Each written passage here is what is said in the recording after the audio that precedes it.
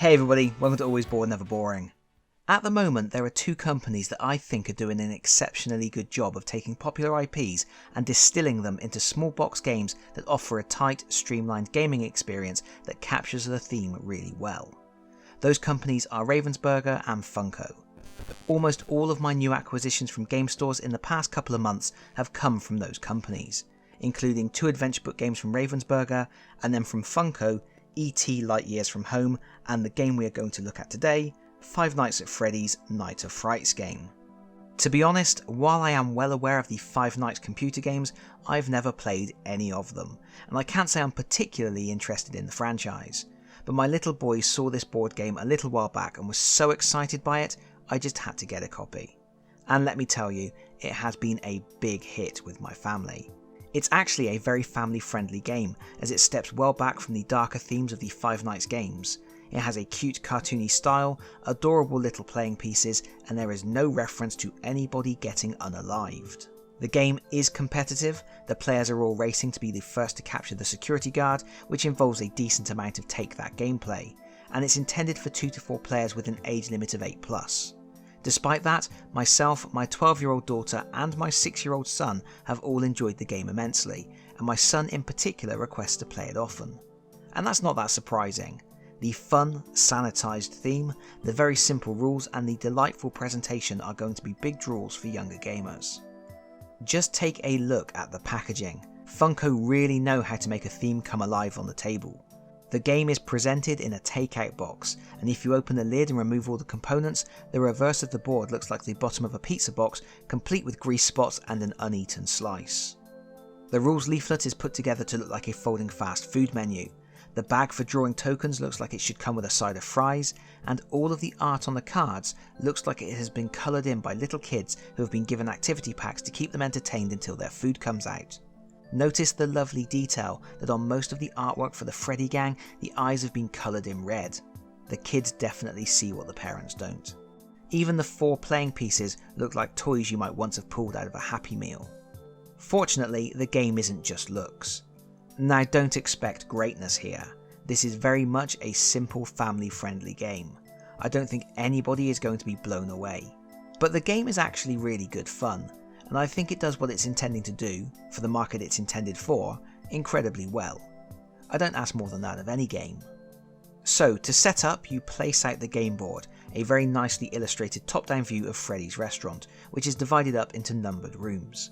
You place the security camera in the dining room, then you draw 5 item tokens and place them in the rooms that match the numbers on the tokens.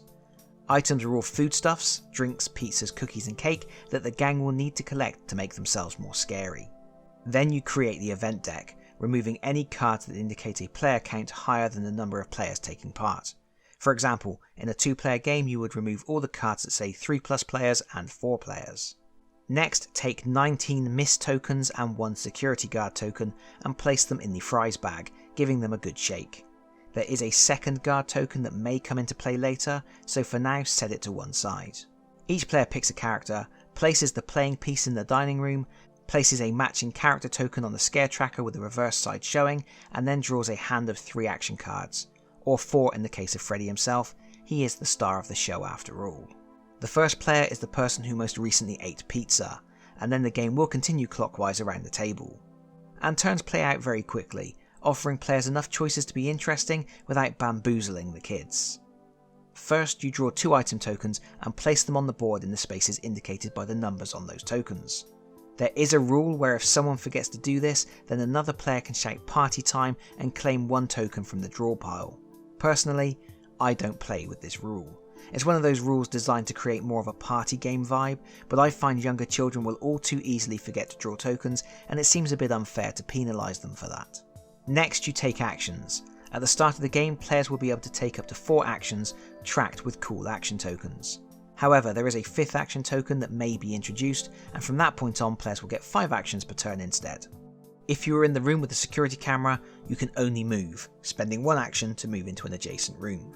If you aren't in the room with the security camera, you can move, or you can spend 1 action to pick up all the items in your room, or you can spend an action to play one of your action cards. Action cards are special tricks you can pull, but after you have used them they are discarded. Some cards when played also allow you to move the security camera, which can really mess with your opponent's plans. The final action available to you is to try to capture the security guard, but we'll talk about that in a moment, because before you can capture the security guard, you have to get scary. There are different combinations of item tokens printed on several rooms throughout the restaurant.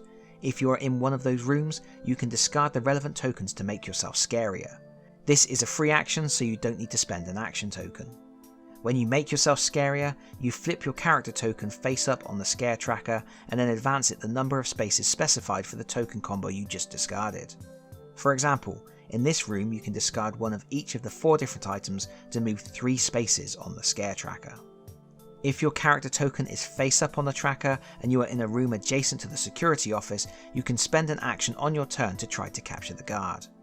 First, you draw an event card. This could be anything from gifting you an item to removing missing tokens from the draw bag to make it easier to win the game. Then you shake up the fries bag and you draw a number of tokens equal to your current scare value on the scare tracker. If one of the tokens you draw is the security guard, you win. Congratulations! If not, you flip your character token face down on the scare tracker and draw action cards until you have 3 in your hand, or 4 if you are playing Freddy, and that's that. You can't try to capture the guard again until you first make yourself scarier by collecting and then discarding a set of items. The only exception to this rule is that once you hit 10 on the scare tracker, you never have to flip your character token face down again. You remain scary and you can keep on trying to capture the guard as long as you have actions left to do so. And that's your lot really. The game continues until either one player captures the security guard or the event deck runs out, in which case the security guard has survived the night and everybody loses. It is, as I said, a very simple family game. And for the most part, each game is going to play out exactly the same.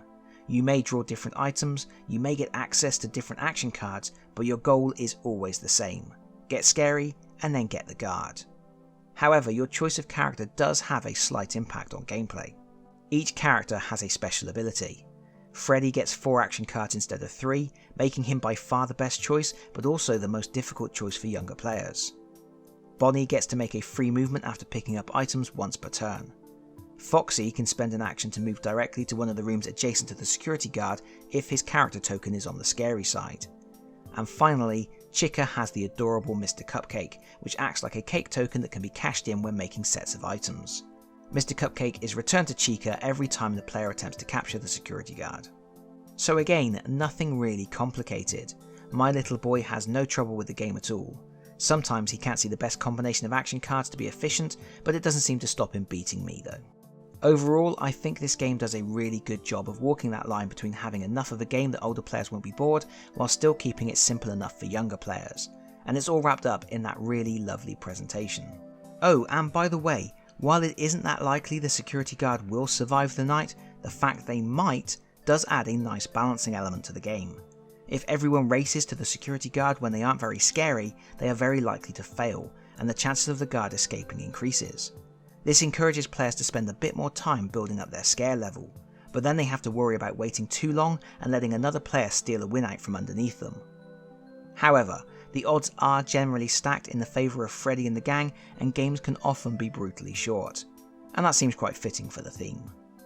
My final takeaway is that the Night of Frights game is fast food board gaming. It's brightly packaged cardboard that plays quickly.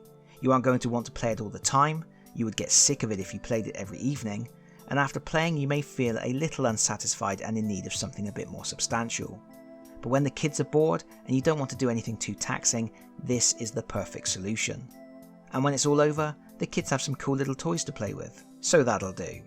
And that is it from me for now. Thank you so much for watching. If you like this video, please consider pressing the like button. If you really like this video, please consider subscribing if you don't already do so, and hopefully I'll see you all again very soon. Bye bye everyone. Bye bye.